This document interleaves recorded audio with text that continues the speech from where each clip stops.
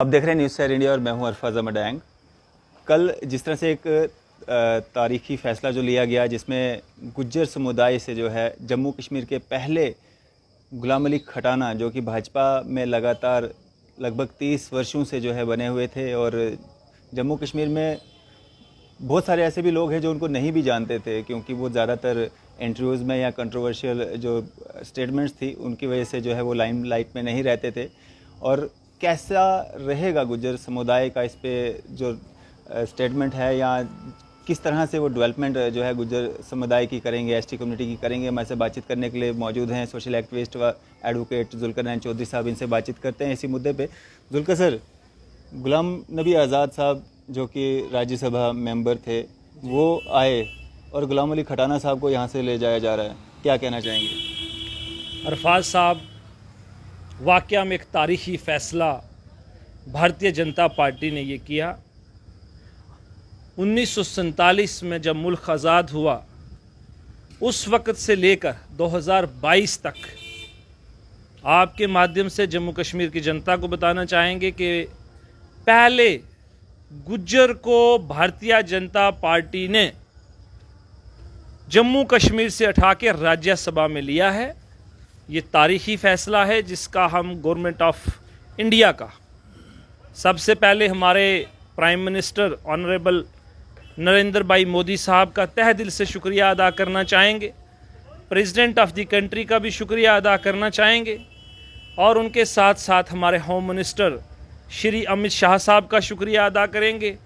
उनके साथ साथ हमारे डिफेंस मंत्री राजनाथ सिंह, जिनका जम्मू कश्मीर के ऊपर और ख़ास करके गुज्जरों के लिए बहुत लगाव है, क्योंकि जब हम 2014 में उनसे मिले थे, बातचीत हुई थी, तो उस बातचीत में मुझे ये लगा था कि वाक़या में इनके दिल में जम्मू कश्मीर के गुज्जर बकरवाल लोगों के लिए एक बहुत बड़ा दिल है और बहुत सारी इज़्ज़त वो रखते थे।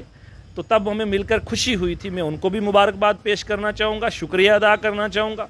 भारतीय जनता पार्टी के प्रेसिडेंट JP नड्डा साहब का भी मैं शुक्रिया अदा करना चाहूँगा। Son of the soil Jammu and Kashmir doctor Jitendra Singh साहब का शुक्रिया अदा करना चाहेंगे।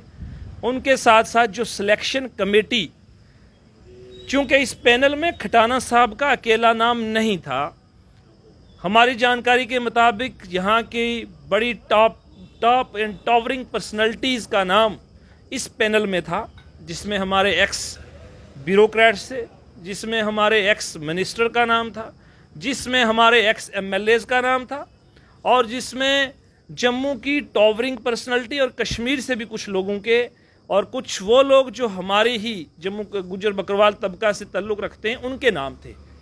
लेकिन इस सिलेक्शन कमेटी ने जो नाम रिकमेंड किया और जिस नाम को फाइनल किया वो गुलाम अली खटाना साहब का नाम था। 2008 से पहले खटाना साहब के बारे में बहुत सारे लोग हमें पूछ रहे थे कि ज़रा बताइए खटाना साहब का ताल्लुक़ और खटाना साहब कहाँ के रहने वाले हैं, इनका बैकग्राउंड क्या है। तो मोटे तौर पर अगर मैं बताऊं तो बसनीक खटाना साहब बठिंडी के रहने वाले हैं, रेवेन्यू विलेज बठिंडी वहाँ के रहने वाले हैं। और खटाना साहब ने BE यानी कि इंजीनियरिंग की हुई है। उसके बाद उन्होंने अपनी जो ज़िंदगी की शुरुआत की वो इंजीनियरिंग कॉलेज से, वो एक्टिविस्ट थे, स्टूडेंट लीडर थे। उसके बाद आपको याद होगा कि JJSF एक स्टूडेंट ऑर्गेनाइजेशन थी, उसके ये प्रधान भी रहे, उसमें इन्होंने 7 साल काम किया। उसके बाद हमारे प्रोफेसर भीम सिंह साहब, जो कि स्वर्गीय भीम सिंह साहब आज हमारे बीच नहीं हैं, उनकी छत्र छाया के अंदर गुलाम अली साहब ने 7 साल काम किया, यानी कि नेशनल पैंथर्स पार्टी में काम किया। उनका मैंडेट भी मिला और इलेक्शन भी लड़े। लेकिन 2008 जब बम बम बोले का यहाँ आंदोलन चल रहा था, जब ये आंदोलन बड़े अरूज पे था और जम्मू कश्मीर का ये बहुत बड़ा आंदोलन था, उस आंदोलन के बाद जब हालात काफ़ी ख़राब भी थे यहाँ पे, तो उस ज़माने में कोई भारतीय जनता पार्टी में और ख़ास करके मुस्लिम कम्युनिटी से बिलोंग करने वाला आदमी इस पार्टी में जाने के लिए तैयार नहीं था। सोच अलग हो सकती है, विचारधारा अलग थी, लेकिन उस वक्त खटाना साहब ने ये फ़ैसला किया कि मुझे भारतीय जनता पार्टी में जाना है और 2008 में ही भारतीय जनता पार्टी को इन्होंने ज्वाइन किया। 8 से लेके 2022 का जो सफ़र है उस सफ़र में भी जो इनसे संगठन के मुताबिक कामकाज होते हैं, तरीक़ाकार इनका अलग होता है, उस तरीक़ाकार से इन्होंने काम किया। ये एक मैंने ब्रीफ आपको मोटे तौर पे इनका बताया कि ये किस तरीके से रहे। लेकिन 2022 तक कोई असाइनमेंट, कोई बड़ी पोस्ट, कोई कहीं से कैंडिडेट, कहीं से इलेक्शन लड़ने के लिए सरकार ने और भारतीय जनता पार्टी ने तय नहीं किया। लेकिन आज 2022 में जब मौका आया कि हमने जम्मू कश्मीर से बनाना है, फिर किसको बनाना है, तो उन तमाम नामों को काट दिया गया। और इनका जो कंट्रीब्यूशन और जो loyalty towards nation, towards party, उसी को अप्रिशिएट करते हुए मुझे लगता है कि भारतीय जनता पार्टी ने ये फैसला लिया, जो कि बहुत खुश आइन फैसला है। और उसका हम पूरे जम्मू कश्मीर की जनता की तरफ से 19 करोड़ हिंदुस्तान में गुज्जर बकरवाल तबका से ताल्लुक़ रखने वाले लोगों की तरफ से, और 35 लाख गुज्जर बकरवाल जो कि थर्ड लार्जेस्ट पॉपुलेशन है जम्मू कश्मीर की, और उनके साथ सिप्पी, गद्दी और बाकी जो ट्राइबल्स कम्युनिटी है जम्मू कश्मीर के अंदर लगभग 50 लाख की तरफ से मैं आपके माध्यम से भी गवर्नमेंट ऑफ इंडिया का एक बार फिर से शुक्रिया अदा करूंगा।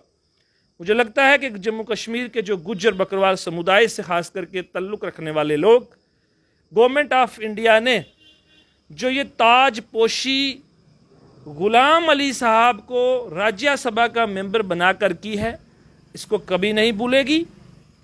और इसकी हम जितनी सराहना करें वो कम है। ये बात मैं इसलिए कह रहा हूँ कि जो कंट्रीब्यूशन, देखिए भारतीय जनता पार्टी का स्लोगन और पार्टी के ऊपर अगर हम बात करेंगे, वो कहते हैं नेशन फर्स्ट। जम्मू कश्मीर का गुज्जर बकरवाल नेशन फर्स्ट को सपोर्ट करता है। और ये मैं बातों में नहीं कह रहा, अमली तौर पे अगर आप देखेंगे और जितने साल और यहाँ के जो सिलसिला है, यहाँ की जो सियासत है, यहाँ का जो इसके अंदर अपनी जानों को निछावर करके भारतीय जनता पार्टी का स्लोगन है नेशन फर्स्ट। गुज्जर बकरवालों ने उसको साबित किया है और ग्रास रूट लेवल के ऊपर साबित किया है, ज़मीनी सतह के ऊपर ये बात बताई है कि गुज्जर अपनी जान अपने नेशन के लिए देने में 1 सेकंड लगाने में पीछे हटता नहीं है और लगाता है। दूसरी बात, नेशन फर्स्ट, पार्टी सेकंड। तो पार्टी सेकंड का भी जो स्लोगन है उसको ये कौम उसी तरीके से चलाती है। सेल्फ जो है वो थर्ड में है। अगर पर्सनल लाइफ के ऊपर हम बात करेंगे तो वो मुझे इस वक्त डिस्कस करनी नहीं चाहिए, लेकिन बहुत सारे मुश्किल दौर और मुश्किल हालात से खटाना साहब की गुजरी है। तो वो जो पैरामीटर हैं उनको इन्होंने फुलफ़िल किया, तभी आज गुलाम अली साहब राज्यसभा के मेंबर बने हैं। हम लोग पार्टीज़ में आते हैं और हर आदमी यही कहता है कि कल उसको टिकट मिलेगी तो ही वो पार्टी ज्वाइन करेगा, उसको असाइनमेंट मिलेगी तो ही वो काम करेगा। और बहुत सारे वो चेहरे, वो नाम जो इस पैनल में थे, उसमें पीडीपी के भी लोग थे, उसमें हमारे नेशनल कॉन्फ्रेंस में जो गुज्जर समुदाय से ताल्लुक़ रखने वाले बड़ी टावरिंग पर्सनैलिटी का नाम था, उसके अलावा कांग्रेस से भी नाम था, उसके अलावा अपनी पार्टी से भी कुछ लोगों के नाम थे। लेकिन उन तमाम नामों को ये देखा गया कि ये सेल्फ इंटरेस्ट को लेकर हमारे पास आए हैं और गुलाम अली खटाना साहब का सेल्फ इंटरेस्ट इस तरीके से इन्वॉल्व नहीं है जिस तरह से बाकी लोगों का है। तो उसको देखते हुए, और इसमें मैं एक और चीज़ आपसे वाजिया करना चाहूँगा, बताना चाहूँगा कि जो कंट्रीब्यूशन है हमारी कौम का, हमारे लोगों का, उस चीज़ को भी कंसिडरेशन में रखा गया है। क्योंकि बहुत सारी चीज़ों को कंसिडरेशन में रखने के बाद ये फ़ैसला भारतीय जनता पार्टी ने लिया है, तभी हम इसका स्वागत कर रहे हैं। हम इसलिए खुश हैं कि आपने जो आदमी डिज़र्विंग था उसको मौका दिया है। अगर आपने किसी मंत्री संतरी, किसी एक्स ब्यूरोक्रेट्स, किसी एक्स चीफ सेक्रेटरी को बना लिया होता तो मुझे लगता है कौम को और हमें इतनी खुशी नहीं होती जितनी खुशी आज हमें एक ज़मीनी सतह से जुड़े हुए, एक लो प्रोफाइल से ताल्लुक़ रखने वाले, एक लॉयल आदमी को, जिसने वाकया में जो हो सकता था उसने बढ़ चढ़ कर किया है, उस आदमी को आपने ये मौका दिया। ये वाकया में खुशाइन बात है। और इसकी जो कौम है और गुज्जर बकरवाल लोग जो हैं वो इस कुर्बानी को, इस गिफ्ट को कभी भूल नहीं सकते और इसकी सराहना करते रहेंगे और आने वाले वक्त में इसके फ़ायदे हो सकते हैं और होंगे। जुल्फिकार भाई, अगर बात करें जिस तरह से गुलाम अली खटाना को जो राज्यसभा का मेंबर बनाया गया है, कभी भी उनको देखा नहीं गया किसी मुद्दे पे बात करते हुए, किसी भी मतलब प्रोटेस्ट इतने सारे हुए, चाहे रिजर्वेशन को लेकर के हुए, चाहे कहीं पे किसी गुजर बकरवाल के साथ मारपीट हुई, कहीं पे कोई ज्यादती हुई, किसी भी मुद्दे पे वो बात करते हुए नज़र नहीं आए, कहीं दिखे नहीं कभी। अभी जिस तरह से गवर्नमेंट ऑफ इंडिया कहती है कि गुजर बकरवाल कम्युनिटी के लिए हमने बहुत कुछ किया है, पॉलिटिकल रिजर्वेशन दिया है, अब फॉरेस्ट राइट एक्ट दिया हुआ है, बाकी सारे बहुत सारे फ़ायदे जो हैं दिए हैं, बड़ी सारी स्कीमें निकाली गई, लेकिन अभी भी ग्राउंड लेवल पे जो हैं गुजर बकरवाल कम्युनिटी के लोगों की काफ़ी मुसीबतें से उनको गुजरना पड़ता है। क्या आपको लगता है कि एक साधारण सा व्यक्ति राज्यसभा में जा कर के वो सारी आवाज़ जो है बुलंद कर सकता है, उनके हकों के लिए लड़ सकता है? ये कंसेप्ट जिसकी बात आपने की, ये जनता के मन में है कि अगर एक साधारण सा आदमी, एक आम आदमी को आप इतनी बड़ी असाइनमेंट दे दोगे, तो सब लोगों की नज़र आपके इस सवाल पे बिल्कुल है कि क्या ये कितना कम्पिटेंट हैं, ये कितने अच्छे से जम्मू कश्मीर के लोगों की, क्योंकि ये मेंबर राज्यसभा सिर्फ गुजर बकरवालों के नहीं हैं, जम्मू कश्मीर की जनता के हैं। और गुजर बकरवाल उनका एक अपना समुदाय है और अपने लोग हैं 35 लाख, उनकी रिप्रेजेंटेशन भी है, इसमें कोई शक की बात। ज़्यादा उम्मीदें जो हैं वो गुजर बकरवाल तबका लगा सकता है। आपने बजा फरमाया, लेकिन अरफाज साहब, हमें मौका देना पड़ेगा। जब तक हम किसी को मौका नहीं देंगे तो हम उसकी कैपेबिलिटी और उसकी कैपेसिटी को लेकर बात नहीं कर सकते। देखिए, आज़ाद साहब, गुलाम नबी आज़ाद साहब की मैं बात करूं, हम उनकी भी बहुत इज़्ज़त करते हैं, मान करते हैं। डॉक्टर जितेंद्र सिंह साहब भी हमारे यहाँ शाम को पेशेंट देखा करते थे, मुझे याद है, और कई बार हमने भी पेशेंट लेकर उनके पास गए। लेकिन आज डॉक्टर जितेंद्र सिंह साहब जिस तरीके से पार्लियामेंट में बात रखते हैं, आज उनकी कैपेबिलिटी और कैपेसिटी पे शायद ही कोई ये कह पाए कि वो किसी चीज़ में कम है। आपको आने वाले दौर में हो सकता है वो कितने साबित होंगे, ये तो वक्त बताएगा, लेकिन उम्मीद की जा सकती है। जब तक आप मौका नहीं देंगे किसी को बात रखने का, किसी को किसी प्लेटफॉर्म पर अपन पहुंचने का, तो माँ के पेट से तो कोई तैयार होकर नहीं आता। इसी जगह पर यही जनता, यही लोग और यही सियासत इंसान को तैयार करती है। अरफाज साहब, मैं आपकी बात करूंगा, आज से 4 साल पहले आप जम्मू कश्मीर में आए। ये जर्नलिज़म की दुनिया एक छोटी आपके लिए नई दुनिया थी, लेकिन आज की डेट में आज अरफाज डेंग वो नहीं है जो मेरा सबसे पहले इंटरव्यू लिया करते थे। तो ये मुझे इस बात की खुशी है कि हम सब लोग जो है वो स्टूडेंट हैं। जैसे हम लॉ में, और मेरे उस्ताद शकील साहब हमेशा कहते हैं कि हम स्टूडेंट ऑफ लॉ हैं, तो हम कभी अपने आप को एक्सपर्ट नहीं समझ सकते। मैं कोताहियों का पुतला हूँ, तो गलतियाँ होती हैं और मौका मिलेगा इंशाअल्लाह। 2-4 साल जब ये लोग वहाँ रहेंगे, साल के अंदर बहुत कुछ सीख लेते हैं, तो एक सेशन में नहीं तो नेक्स्ट सेशन में आप इनकी देखेंगे परफॉर्मेंस। तो अभी से ये उम्मीद लगा लेना कि क्या होगा क्या नहीं होगा, गलत होगा। मैं इसलिए खुशी से, इस बात से भी खुश हूँ, क्योंकि जब आपने देखा हम रूपनगर में 122 दिन का आंदोलन लड़ रहे थे, वो मामला गुज्जर बकरवालों से ही था, उन्हीं के घर तोड़ दिए गए थे। तो उन दिनों में मैं ये सोचूं कि अगर मैंने पार्लियामेंट में बात रखवानी है तो मैं किसको कहूं जो इस जम्मू कश्मीर के और रूपनगर के रहने वाले गुज्जर बकरवालों का मुद्दा पार्लियामेंट में रखे। कोई नहीं मिला। फिर हमने मसूदी साहब को, हमारे ऑनरेबल रिटायर्ड हाई कोर्ट जजेस हैं, वो जज रहे हैं यहाँ पे, तो मैंने उनसे भी गुजारिश की, उन्होंने बात रखी। हमारे मलूक नागर साहब हैं, वो उनसे मैंने गुजारिश की, उन्होंने बात रखी। तो एटलीस्ट कोई आदमी तो हो जो इस दर्दनाक परेशान हाल कौम की बात को वहाँ रखे। इसमें कोई शक नहीं कि जिस तरह आपने इशारा किया कि गवर्नमेंट ऑफ इंडिया ने अलग अलग स्कीमें, अलग अलग कानून को यहाँ पर बालादस्ती उसकी करने की कोशिश की, लेकिन हमें एक चीज़ की मैं हमेशा जो है उसकी तारीफ़ करता हूँ। देखिए, कल तक जम्मू कश्मीर के अंदर फॉरेस्ट राइट एक्ट था ही नहीं, तो हम ये नहीं कह सकते थे कि इन लोगों को किस कानून के तहत, जो गुजर बकरवाल जंगलों में रहता है, तो इसको किस तरीके से रखा जाए। आज एक बात तो आपको माननी पड़ेगी कि ये जो रीऑर्गेनाइजेशन एक्ट आया, इसके आने की वजह से ही जम्मू कश्मीर तक आज आपके पास फॉरेस्ट राइट एक्ट पहुंचा है। कोई शक नहीं, इम्प्लीमेंटेशन प्रॉपर नहीं है, लेकिन इम्प्लीमेंटेशन सिर्फ 1 साल में, 6 महीने में, 2 साल में नहीं हो सकती, इसको टाइम लगेगा।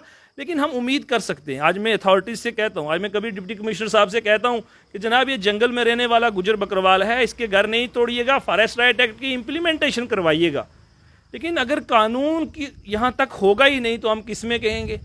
दूसरी जो थी सोशल स्टिग्मा जो ख़ास करके गुजर बकरवाल लोगों के साथ है, तो कल तक हमारे पास कुछ था नहीं कि हम लोगों को क्या कहें। कोई आदमी भी आता था, ओए तू गुजर है, ओए तूने ये कर दिया। तो आज हमारे पास SC/ST एट्रोसिटी एक्ट है, आप किसी को इस तरीके से नहीं कह सकते। तो उसके लिए एक कानून, जो स्पेशल कानून पूरे हिंदुस्तान में लागू था, अरफाज साहब, जम्मू कश्मीर में लागू नहीं था, आज हमारे पास है। जम्मू कश्मीर के लोगों के, और जब भी हम वफद लेकर दिल्ली में मिलते थे इन लोगों से, मुझे याद है कि जब हम अमित शाह साहब से मिले तो उन्होंने कहा कि क्या करना चाहिए। हमने कहा जनाब वहाँ पॉलिटिकल रिजर्वेशन नहीं है।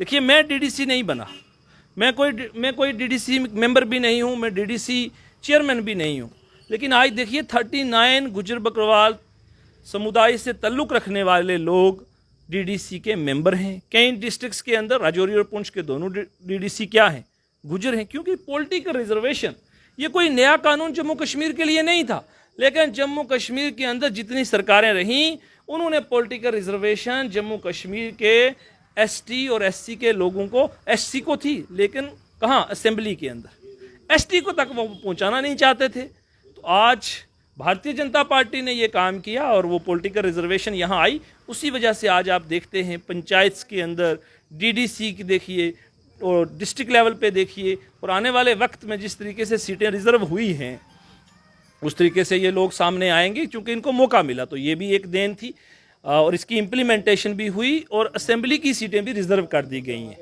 चौथी बात जो थी आज ताजपोशी जो भारतीय जनता पार्टी ने गुलाम अली के रूप में की है, इससे जम्मू कश्मीर की जनता का और ख़ास करके गुज्जर बकरवाल कम्युनिटी का जो विश्वास है उसको भारतीय जनता पार्टी ने जीता है।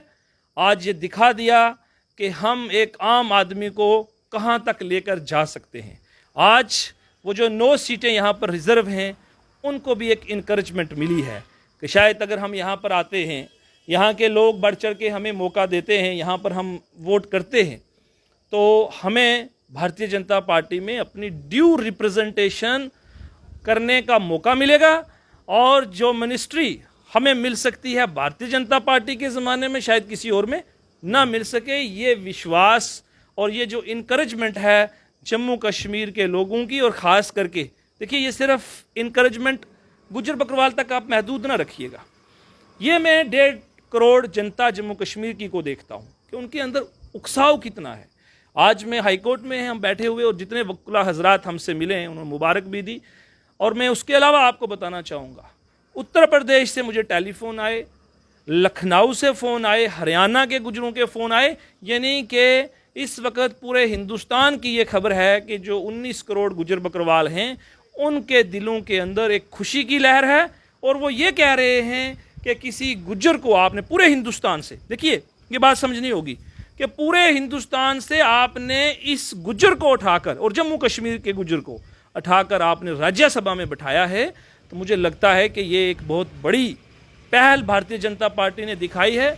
और जो नारा भारतीय जनता पार्टी देती है, सबका साथ, सबका विकास और सबका विश्वास, तो विश्वास जीत कर आपने ये दिखा दिया है कि आपने जो कहा है आपकी करनी में और करनी में कोई फ़र्क नहीं है। हमेशा मैं क्रिटिसिज्म भी करता हूँ, इसमें कोई शक की बात नहीं है। मैंने हमेशा ये भी कहा कि जहाँ फॉरेस्ट राइट एक्ट की इम्प्लीमेंटेशन होनी चाहिए वहाँ नहीं हुई। मैंने जिन चीज़ों को हमेशा आपको पता है हम बात करते हैं और लोगों के बीच में रहते हैं, लेकिन आज उन तमाम चीज़ों को एकोमोडेट करने के लिए, आपकी सरपरस्ती करने का आज कोई आदमी तो है जिसको हम ये कह सकते हैं कि आप हमारी बात, हमारी कौम की बात वहाँ रखिए। अब रिस्पॉन्सिबिलिटी गुलाम अली साहब की भी बढ़ गई है। देखिए लोग ये भी कह रहे हैं कि जी आप बड़े बात कर रहे हैं, आप कह रहे हैं इसको बड़े नज़रिए से देख रहे हैं, लेकिन ये आदमी कल आपको ये काम करके दिखाएगा कि नहीं दिखाएगा? This is the question of the public. तो मैं उनसे ये कह रहा हूँ कि हमें विश्वास रखना पड़ेगा, एक आदमी को हमें वहाँ पर बैठाना पड़ेगा।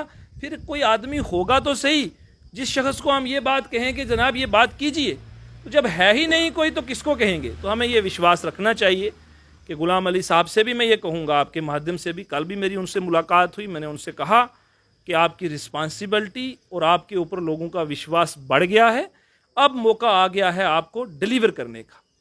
हम उम्मीद करेंगे कि वो जम्मू कश्मीर के लोगों का, मैं नहीं कहूँगा सिर्फ गुजर बकरवालों की, हरगिज़ नहीं कहूँगा, सब लोगों को लेके आगे चलें, सबकी आवाज़ बने।